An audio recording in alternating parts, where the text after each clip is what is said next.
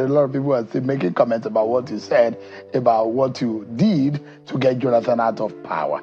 Indeed, looking back, is there an apology to be made to the Nigerian people? Oh, clearly, we all have reasons. We must apologize to the Nigerian people. We have not succeeded in achieving everything we promised to Nigerian people. And that's not just because we were incompetent, but because there were other structural impediments that have made things more difficult for us. But clearly, we haven't done enough to make life abundant for the Nigerian people. And for that, I clearly would not hesitate to apologize to the Nigerian people for that. We can do a lot more. It's a clear failure of the political class. An apology, well, it may give the feel-good factor, but feel-good vibes or feelings, but that's not really what we need. We need to get our act together, all of us who consider ourselves leaders in that space, because if we don't, the risk we run is higher than the returns we're going to get. That is Kayode Fayemi, the former governor of Ekiti State, apologizing to Nigerians over what APC has done to this country. Kayode Fayemi is among the founding fathers of APC. They formed APC in order to take over power from Goodluck Ebele Jonathan.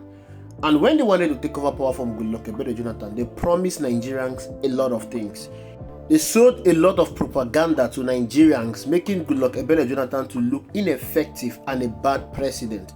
Whereas Goodluck Ebele Jonathan was doing his bit and best to make Nigeria a prosperous nation.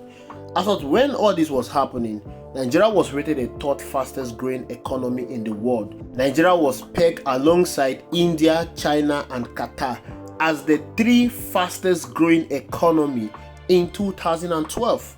A lot of political propaganda was carried out against Goodluck Ebele Jonathan. You have the kidnap of the Chibok girls and the fuel subsidy removal protest.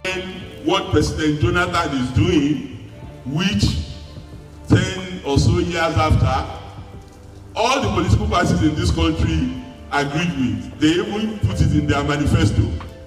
Subsidy must be removed. Subsidy must be removed. Subsidy must be removed. We in ACN at the time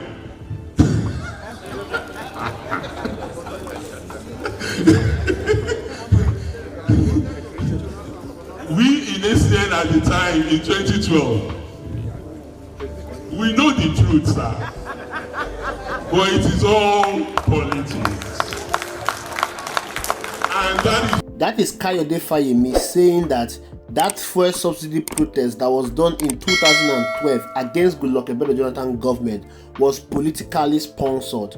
He admitted that if the fuel subsidy was to be removed, it would have been the best thing for Nigeria and the Nigeria economy. But they went ahead to sabotage the economy of Nigeria because they were seeking for power, because they wanted to grab power from Goodluck Ebele Jonathan. Ordinarily, economic sabotage is a treasonable offense and should attract a capital punishment. But Kayode Fayemi and everyone that perpetrated that treason against Nigeria economy in 2012 and beyond are still working today freely.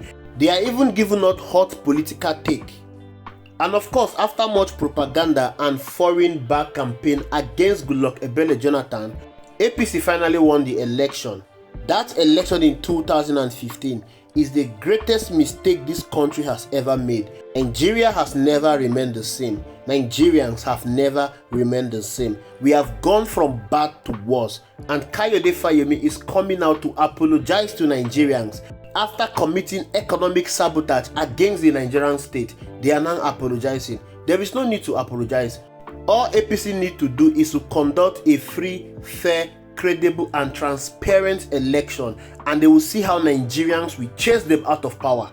But this is a nice time for us to refresh our mind on the destruction that APC as a government and their leaders have caused in this country. One of the most significant criticism of the APC-led government is its handling of the Nigeria economy.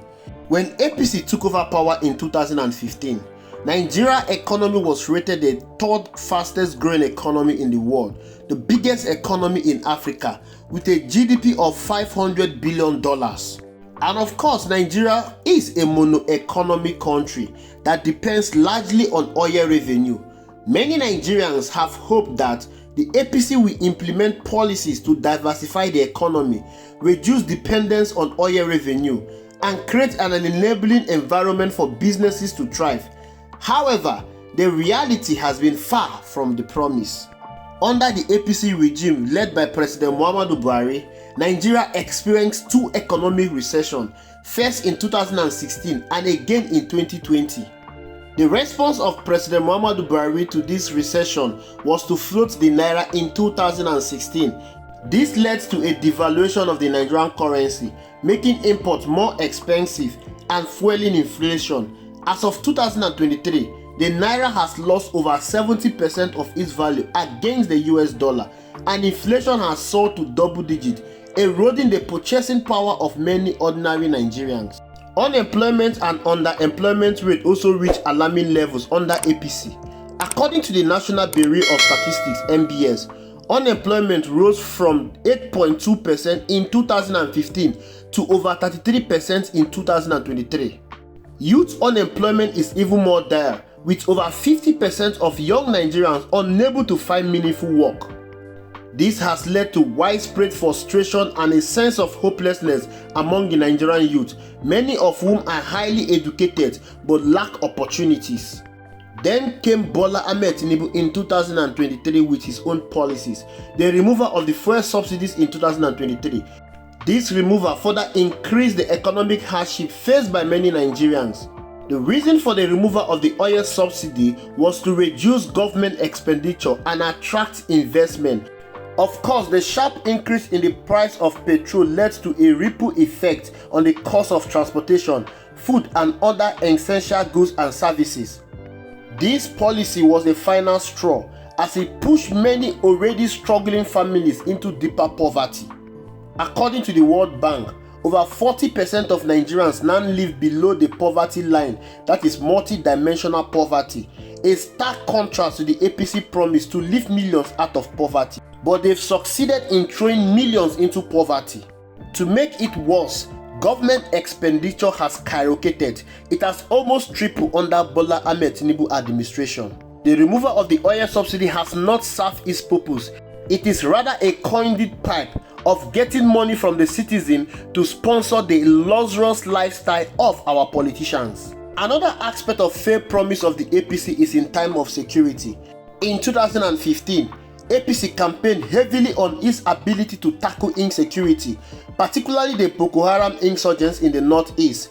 APC criticized PDP and Goodluck Ebele Jonathan for his inability to protect Nigerians and promised to restore peace and security.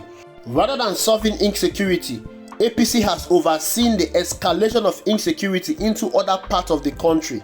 Banditry, kidnapping, and communal clashes have become rampant, particularly in the northeast and the north-central regions. States like Zamfara, Katsina, Kaduna, and Niger State have become hotspots for bandit attacks, with armed groups terrorizing rural communities, killing residents, and displacing thousands. Farmers, who are the backbone of our agriculture, have been affected greatly. This has led to food shortages and rising price of commodities in the market. The southeast region, that used to be the safest and the most secure region in Nigeria, has become a beehive of criminals. Kidnapping and the activities of unknown gunmen have become the order of the day in the southeast. Another failed promise of the APC is their inability to fight corruption. The APC came to power on the promise of fighting corruption. Corruption was one of the major issues they used to campaign against the PDP, and President Muhammadu Buhari was seen as an incorruptible and upright man and a perfect man to fight corruption in Nigeria. The APC slogan "Change" was largely interpreted as a commitment to clean up the system and hold corrupt officials accountable. Corruption has become worse under APC regime. Not a single politician has been prosecuted for corruption in Nigeria. Rather than fight corruption, APC has mismanaged public funds. There have been allegations of mismanagement, inflated contracts, and lack of due process in awarding projects. There is no more accountability in NNPC and oil revenue. Under the APC government, our public institutions have become weak. Institutions like the National Assembly, the judiciary, the police that was meant to serve the public interest have all been politicized. There is no more independence of key institutions such as the judiciary, the National Electoral Commission (INEC), and the anti-corruption agencies such as the EFCC. Because of weak institutions like the judiciary and INEC, the 2023 general election is the worst election in the history of this country. APC has not conducted any true, fair, credible and transparent election since they assumed power in 2015.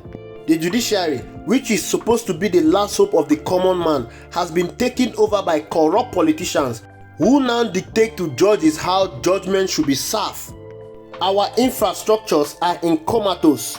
Power supply remains erratic, with frequent blackouts affecting home and businesses. The national anthem under APC is the collapse of the national grid. Our road and public transport systems are in deplorable state, making it difficult for people and goods to move across the country freely. Access to clean potable water and healthcare remain a challenge for millions of Nigerians. Public hospitals are underfunded and poorly equipped, forcing many to seek expensive treatment in private facilities or abroad. APC President of Buhari and Bola Ahmed Tinubu travel abroad for as little as medical checkup. Our educational sector has suffered, with frequent strike by university lecturers over poor working conditions and a lack of investment in public schools. The prolonged closure of universities due to strike has disrupted the academic calendar and left many students frustrated. APC has created social division and ethnic tension in Nigeria. Appointments are lopsided, and most of the policies of APC-led government is meant to favor some region depending on who is the president. While Buhari was the president, he made policies to favor the north. Now that Bola Ahmed Tinubu is the president, he is making policies that will favor the southwest. In all fairness, Nigerians do not need any apology from the APC. Nigerians do not need any apology from the government. All Nigerians need is APC to vacate power. APC should conduct a free, credible, transparent election and let Nigerians choose who they want. Let Nigerians choose their leader. Let Nigerians decide who will rule over them. The last election is a clear indication that Nigerians do not want APC to rule over them. APC is forcing herself to remain in power. APC is forcing herself to rule over Nigerians. Nigerians are tired of the government and policies of APC. They need a breath of fresh air, not an apology from APC. No amount of apology will turn back the hand of time. No amount of apology will undo what APC has done against Nigerians. The only apology that Nigerians need from APC so far is for them to vacate office in 2027. Thank you for watching. I will see you in the next video.